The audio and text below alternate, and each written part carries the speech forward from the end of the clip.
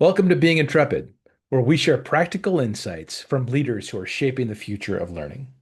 I'm your host, Sam Herring. Over the past 2 decades, I've been building and leading learning companies to help people grow and organizations thrive. This is going to be a very different episode. Usually on this podcast, we talk about all things digital learning, from AI disruption to speed and scale, collaboration, and so on. But a few months ago, I joined my colleagues on the Vital Source leadership team for something entirely different. It was a 2 day immersive, human centered leadership workshop at Onsite's beautiful rural campus just outside of Nashville. The experience was 100% in person, embodied, and deeply connected. Now, in a world where loneliness, disengagement, and division are endemic, Onsite offers some respite, an oasis, a radically different approach to leader and team development. Today, I'm joined by CEO Janet McDonald and lead clinician Carlos Martinez. We're going to dive into the on-site experience, which focuses on the foundations of leadership, things like self-awareness, reflection, curiosity, adaptability, and courage. We're going to talk about why the emotional side of leadership is more challenging and ultimately possibly more important than the cognitive, and how a leader's vulnerability with their team is actually their path to trust and the way to inspire their team to solve the wicked problems that every organization confronts today. Let's get started. Janet and Carlos, welcome to Being Intrepid. Could you introduce yourselves and share a bit about your background and what led you to Onsite? Carlos, you want to go first? Sure. Yeah. So I'm on the clinical team, the lead clinician for our workshop side. And my journey at Onsite started almost a decade ago. Came for a training and loved it so much that I started doing programs and then did an internship or two, and then joined the clinical team and just have loved it ever since. And it's an amazing place.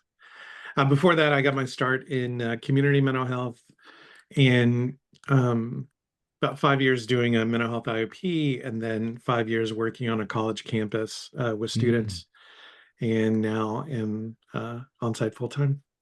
fantastic. Yeah, And I'm Janet. I'm the CEO of Onsite. And my journey to Onsite, I was previous career was a consultant. And every time that I facilitated a group or spoke to a large audience, somebody at the end would come up and say, "Have you heard of Onsite?" And the first time I Mm. said no. And they're like, "Well, it's an hour outside of Nashville and it changed my life." And I continually heard that for a little over a year. And then we sold the consulting firm. And I decided I probably wanted to do something different and I reached out to Onsite and they were looking for a COO. And so I applied for that role. I didn't hear from them for a while. And then they reached out the day we were closing the sale of our consulting firm and asked to speak to me, and then asked me to come out. And I've been out here ever since. It's great. Sounds like it was meant to be, Janet, with that story. I think so. I think so. Well, so for our audience, you can tell this is not a normal episode, a typical episode of Being Intrepid, and we're going to get into this the backgrounds that both Janet and Carlos bring to the conversation. But we're also going to do something a little different here to start. So, Carlos, uh, can you can you get us started for this podcast episode in the same way that you would begin a session at Onsite? sure. Yeah. So I'll typically lead meditation in the morning when I'm lecturing, and first thing I want to do is have people start getting aware of their bodies. And so I'll have everyone join me in taking in a deep breath and do a really long exhale out. And a deep breath in, really long breath out.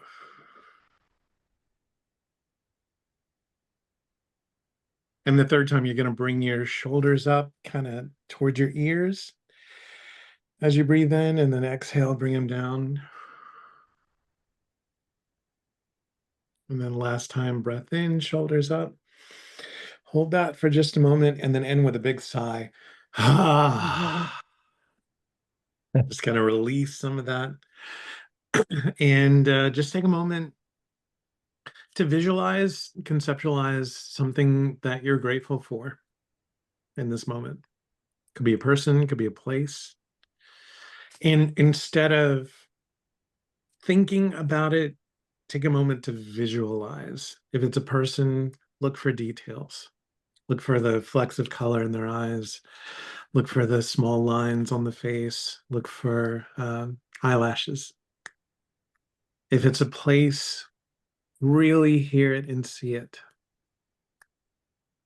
Take yourself there in that moment.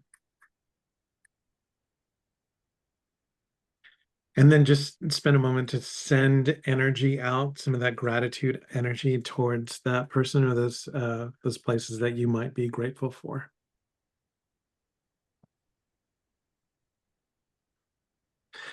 And to finish, save some of that energy for you, for yourself, for tuning in, taking some time for you and focusing on you and your own growth.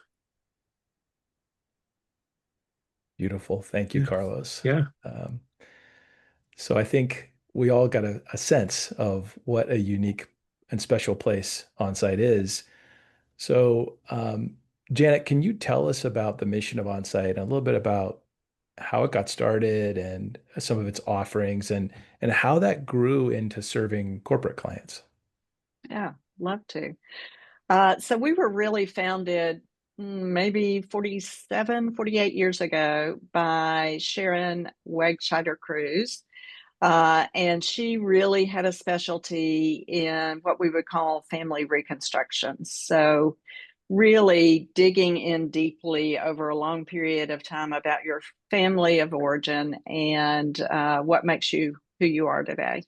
Mm. And then Sharon passed it off to Ted and Margie, and they had it for a number of years and expanded into workshops, 6-day workshops. And then our current chairman, Miles Adcox, bought it in 2007. And it's grown significantly since then. Our mission is really to design and deliver transformational experiences that optimize life and build meaning and value into the human experience. And so that gives us a wide variety of ways to do that. Our offerings today include 6-day group intensives. And they're really focused on, we've got our Living Centered, which is a marquee program, which is really for people who have reached something in their life in which they feel a little unbalanced and want to get balanced again. Could be a personal situation, a work situation, a relationship, anything. And then we have a healing trauma program and an extended healing trauma program. And then we have individual, group, and family intensives. We also have a residential 30, 60, 90-day program. We have an intensive outpatient program. We have a group practice. We have some digital products. All of our offerings are focused on emotional trauma, which everybody in their life has been through at some point in time.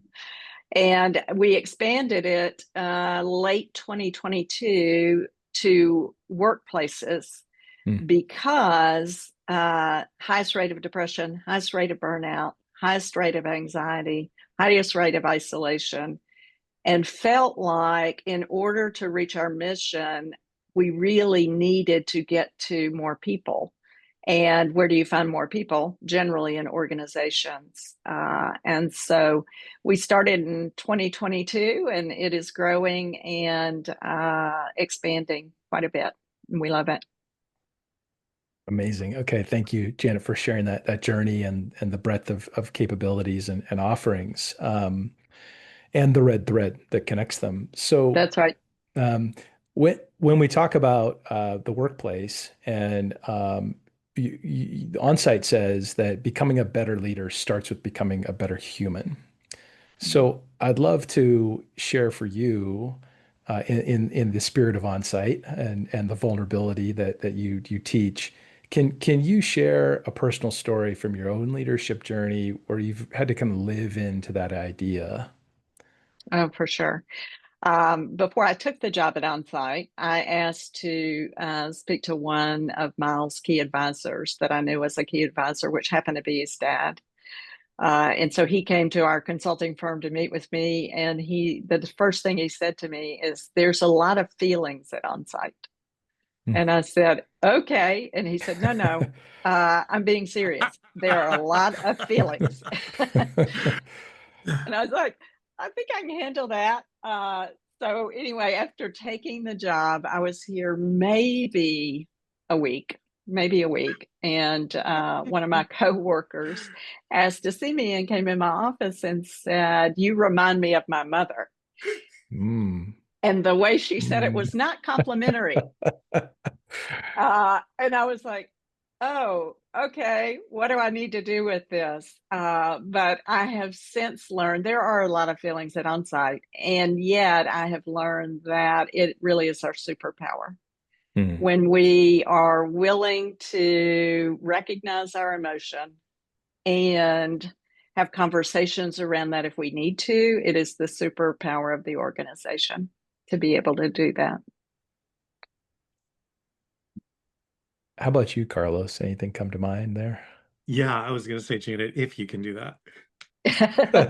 That's right. Yeah, in my own journey, especially at Onsite, is reflected by my own journey of not knowing the position, not really owning the position I was in.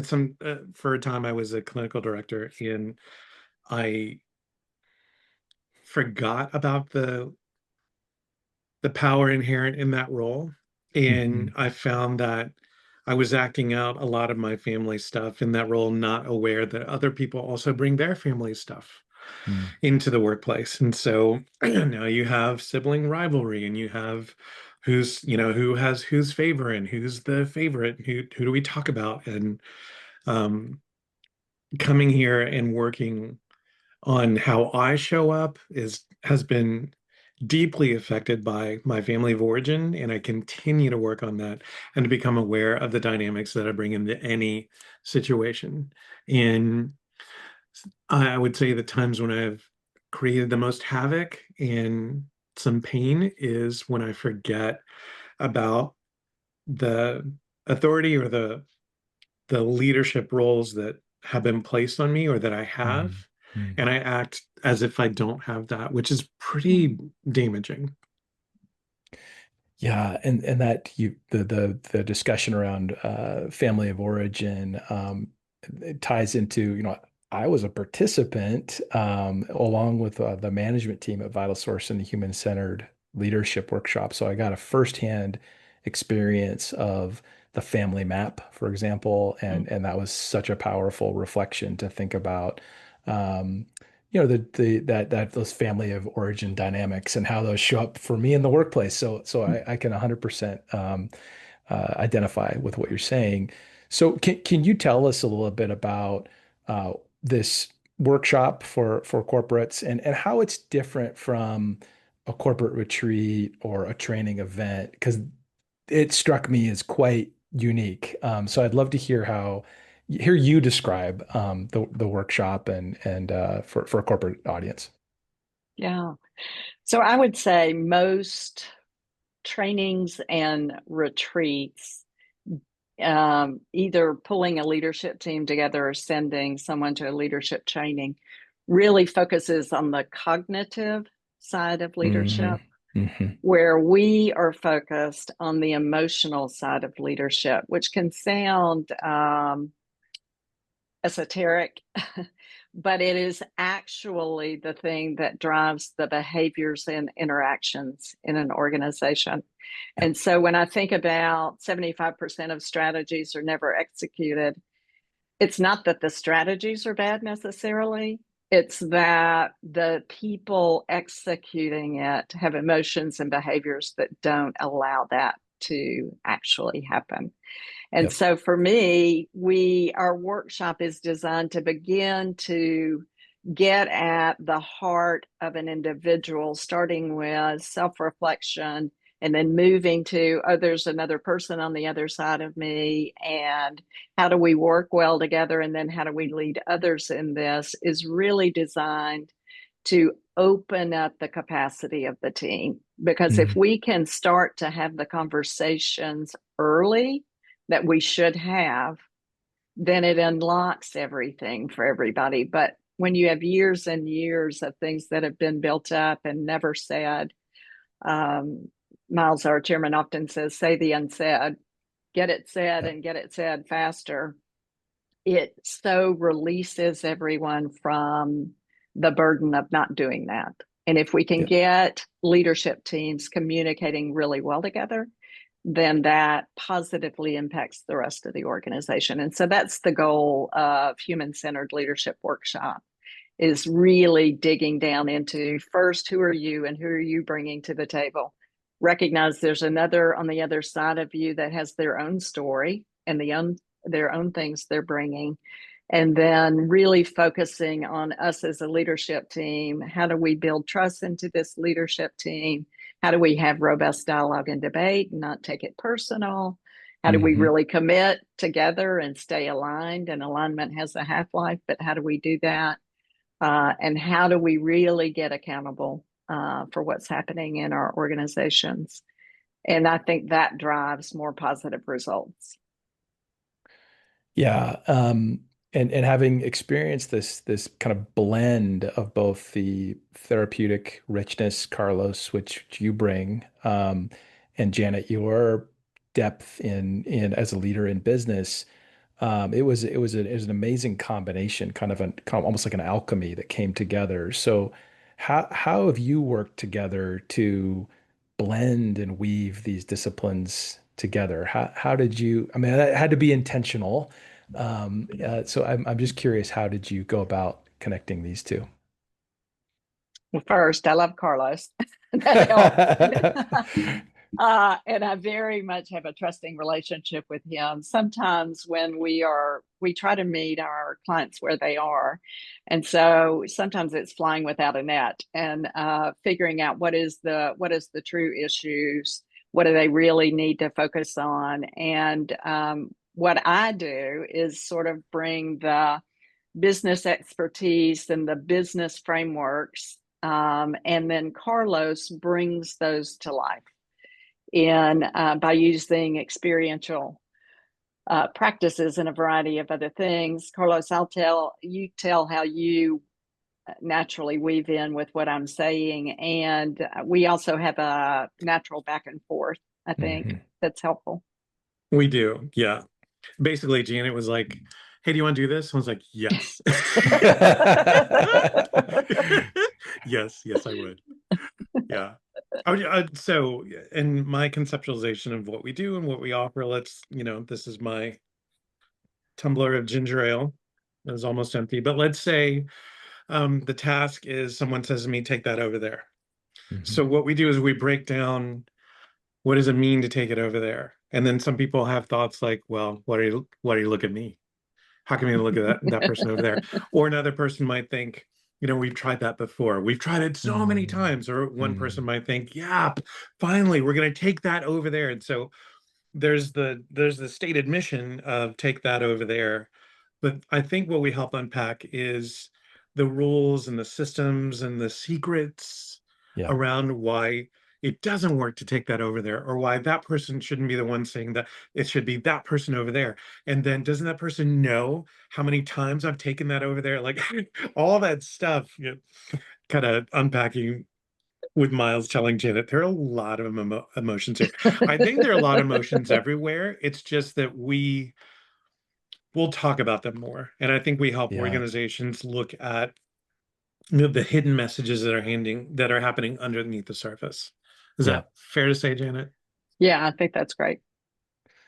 Yeah, it's just resonating. I was just having a conversation today with a business leader who, in the healthcare space, they hire lots of frontline people, and they went through the study because they're having these churn challenges, and they hired all these big consulting firms to come in and look at this, and they expected it to be around comp or benefits or training. And what they found was it was around a sense of belonging that was Mhm. missing from, the leaders. And so, Absolutely. just putting a sharp point on a business point on, what may sound, soft, or, but that is causing untold millions of dollars of negative business impact for this organization, let alone the human cost. So, um, Janet, going back to the cognitive versus the emotional side of leadership. A lot of times leaders are used to being are totally cognitive driven. They want to be Mm. competent. They want to have the answer. They're expected to have the answer, or they think they should have the answer. So what happens to these big shot leaders when they come in the room and suddenly the currency is vulnerability and reflection? And what happens to these people? Well, that's why we start with self, Yeah. because it's a little hard to run from self. Yeah. And so when we start with self, that enables them to really start digging underneath that. And we have all been brought up in organizations that are built for predictability and control. Hmm. And as we think about that today, control is an illusion. We live in a world that is more volatile, more uncertain, more complex, and more ambiguous than ever before.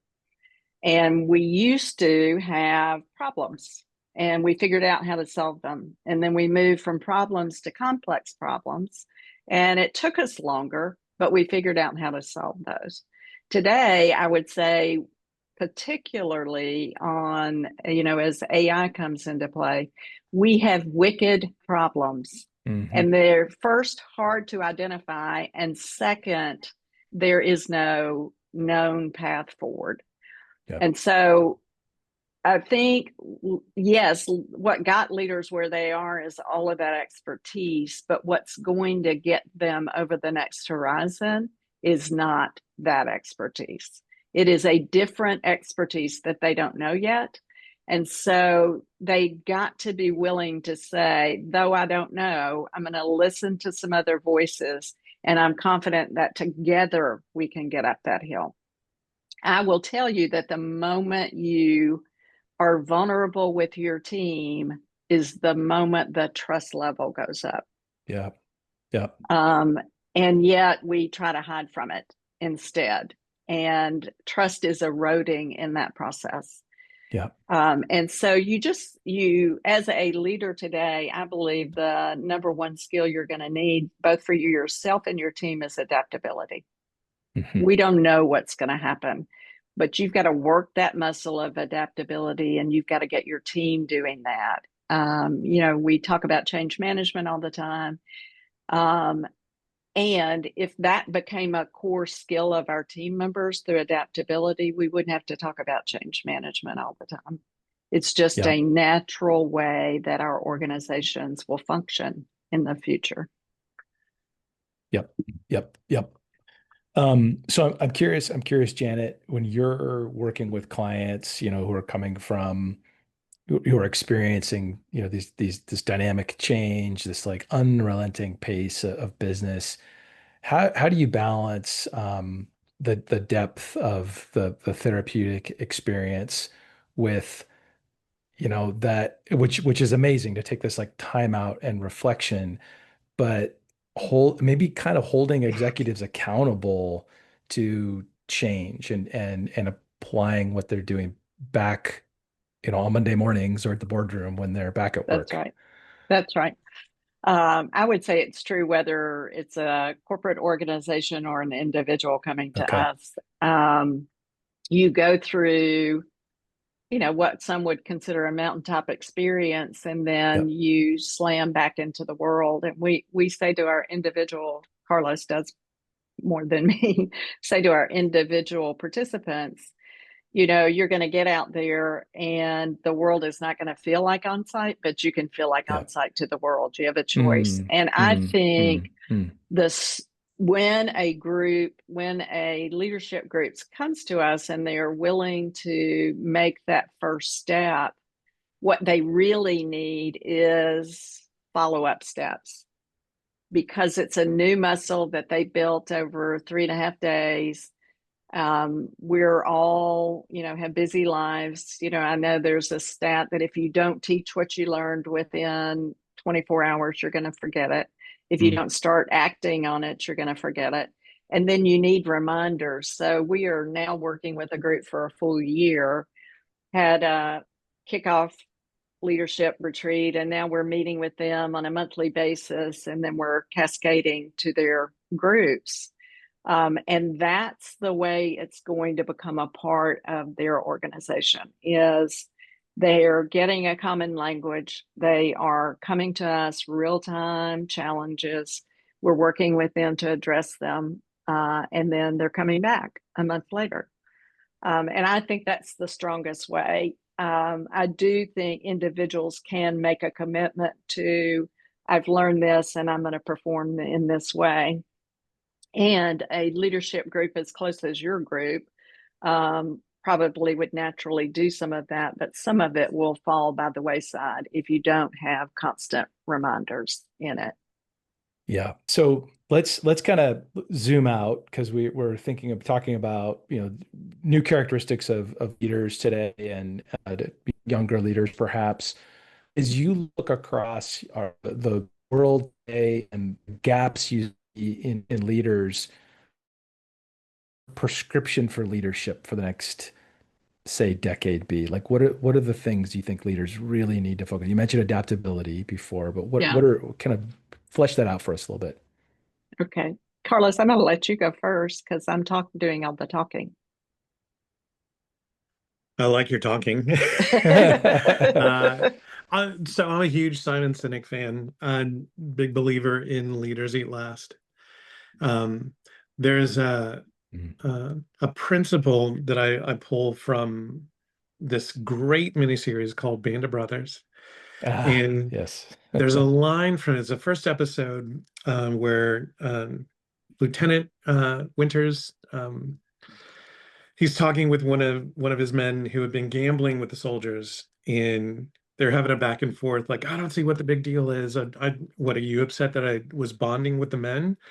Mhm. It was one game. Like, are you against gambling? And Winters says it's not about the gambling. He said, never put yourself in a position where you can take from these men Mm. because they Mm. give so much. And if you're in hierarchy over them, we should never be taking from them. Yeah.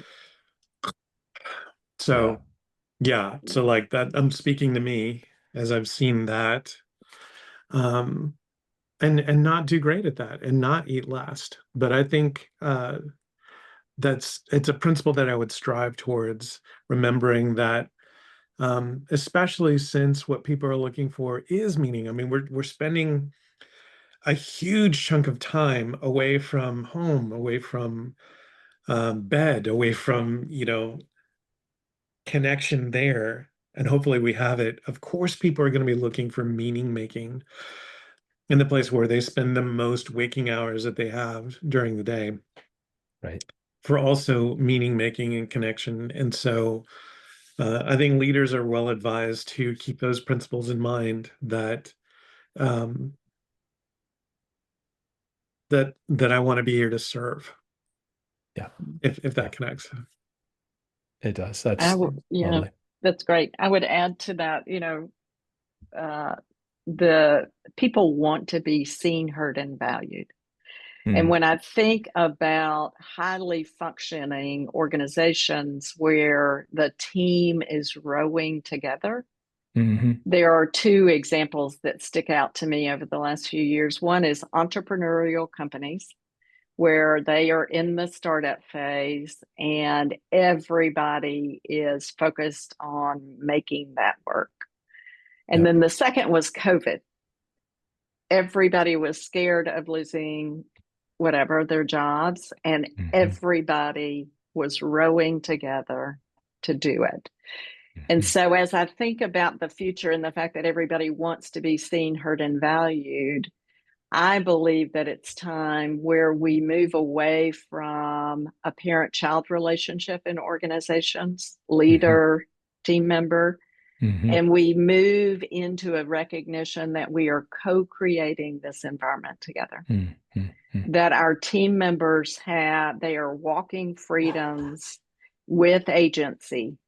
And Yep. so and in addition to that, they should share in the anxiety of the success of the organization.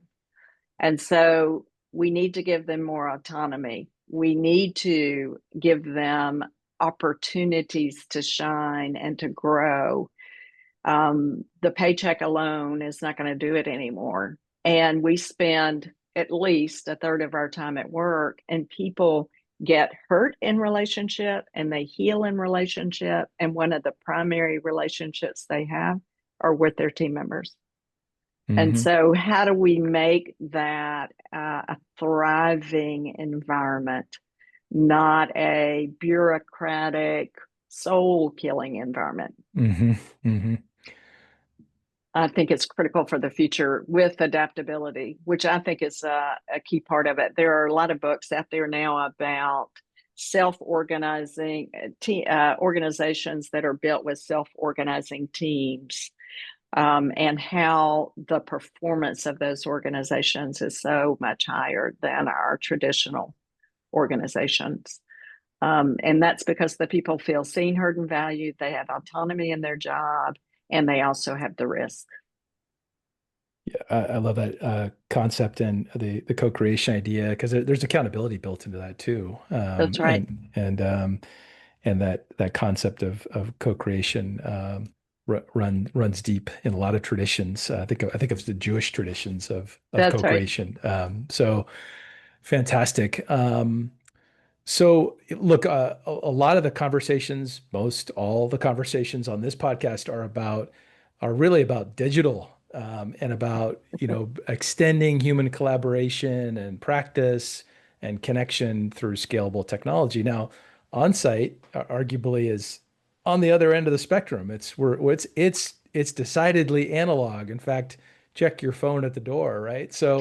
Uh, so what do we risk losing if we try to digitize uh, learning too much? And I think we're rapidly heading in this direction with AI Mm. tutors, AI as coaches, AI personalization, which is, wonderful in many respects.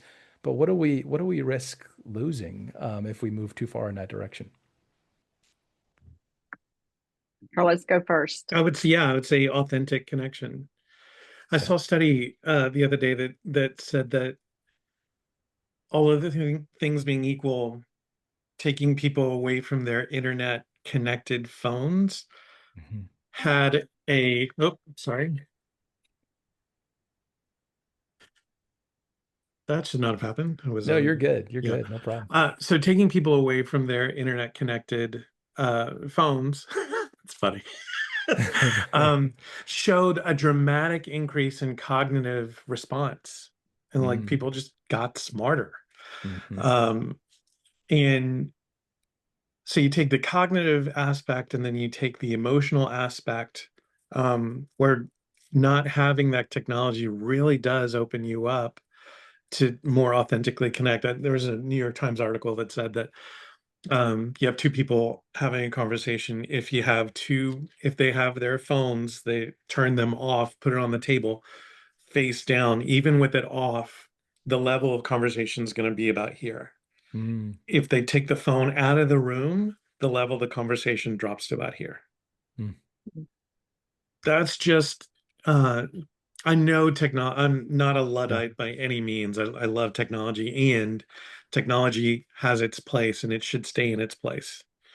Yeah. Connection, human connection, eyesight, interaction, voice to voice, that is going to be, I think, i- more impactful, obviously. Not that our digital spaces don't have anything to offer, but I think Right. they need to be recognized as one of the tools that we have. Yeah.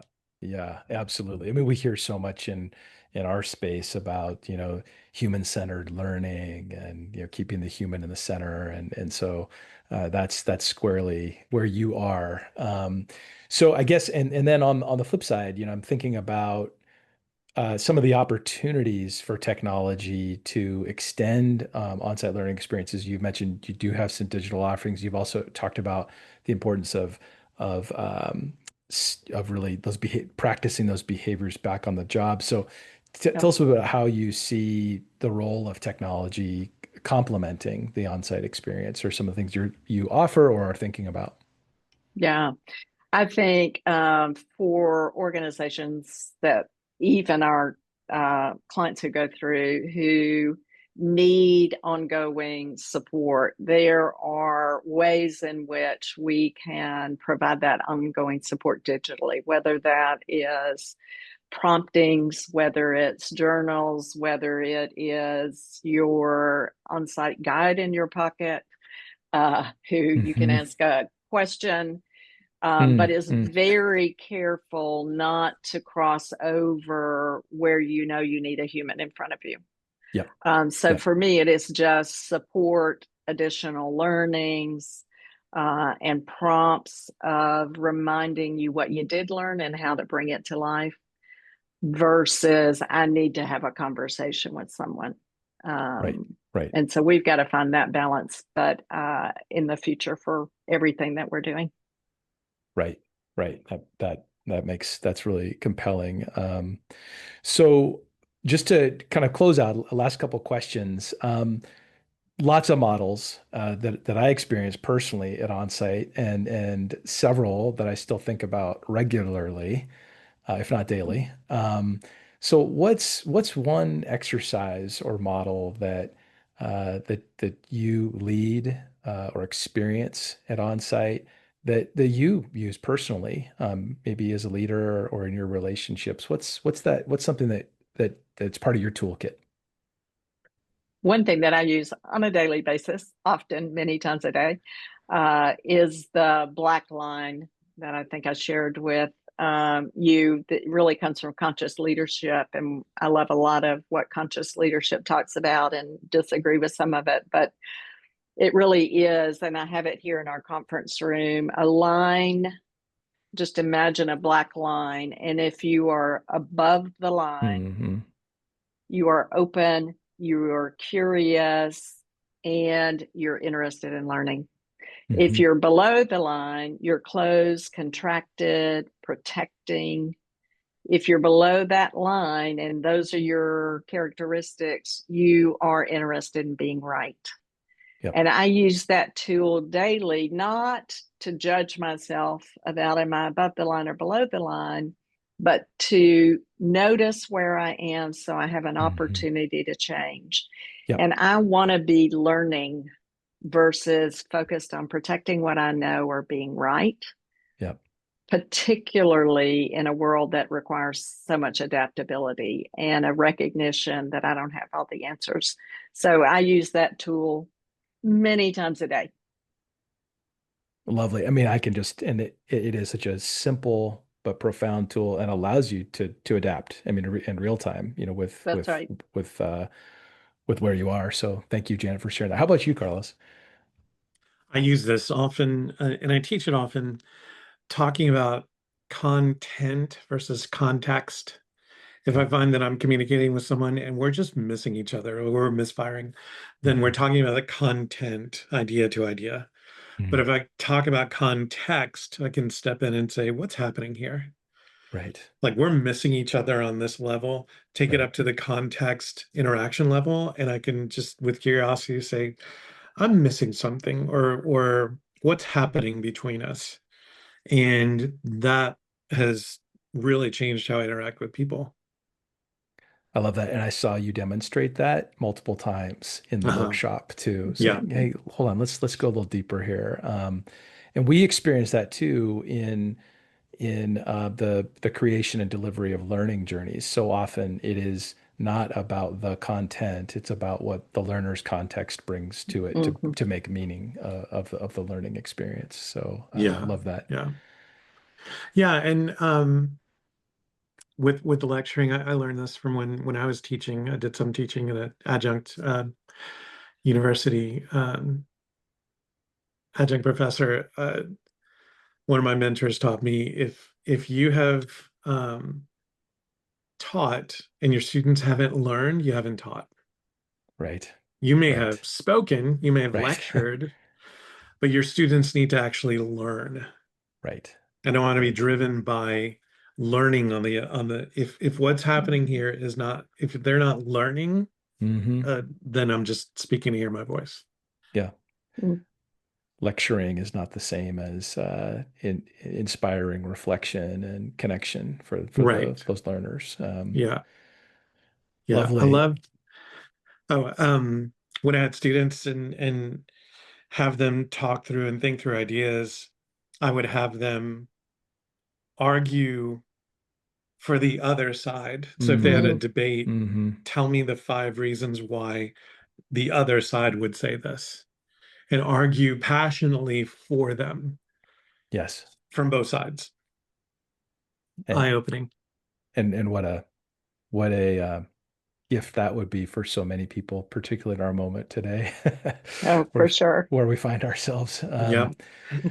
Um, okay, so if you could leave our listeners with one invitation for how to be a better leader, what would it be? Just kind of give us distill that your wisdom.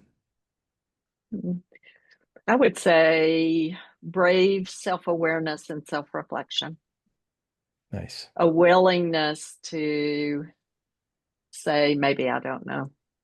Hmm. Yeah, I would say extend yourself some kindness and compassion. What if and when you can admit that you don't know, have some grace with that. Totally. Well, thank you so much. This has been a wonderful conversation. I've really enjoyed it. I appreciate you taking your time and sharing your experience and your wisdom. Your wisdom. Well, You have a lot of wisdom to share, and I'm grateful that you could share it with our audience today. Thank you. great. Thanks, Sam. Thank you for asking us. We had Yeah, thank fun. you. Absolutely. So, to our audience, if you enjoyed today's episode, you can follow or subscribe to Being Intrepid wherever you get your podcasts. And I'm also excited to share that I'll be podcasting live at DevLearn in November. And DevLearn, for those who don't know, is North America's largest learning technologies event.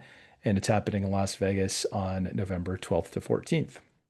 If you're planning to attend, you can use the code Intrepid to save $100 off your registration. And please stop by to say hello, either the podcasting booth or the Intrepid booth, and we'd love to meet you. So that's a wrap. Until next time, keep asking the hard questions, chart your own course, and keep on learning. Thank you.